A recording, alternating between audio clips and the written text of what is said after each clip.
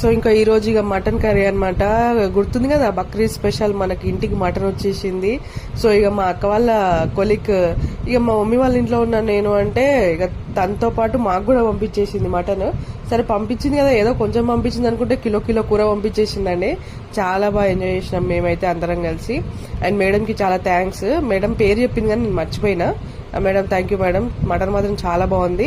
ఇంకా కర్రీ అయితే స్టార్ట్ చేసాము. ఇందులో ఒక్కరి చేయి కాదు, ఇద్దరు చేతులు కాదు, 3 చేతులు పడ్డాయి. నేను, మా మమ్మీ, మా అక్క ముగ్గురం కలిసి ఈ కర్రీ రెగ్యులర్ ఇంటర్వెల్స్ లో మేము ముగ్గురం కలిసి తను కొంచెం సేపు, నేను కొంచెం సేపు, మమ్మీ కొంచెం సేపు చేస్తూ ఉన్నాము. కానీ కర్రీ మాత్రం చాలా బాగా వచ్చింది.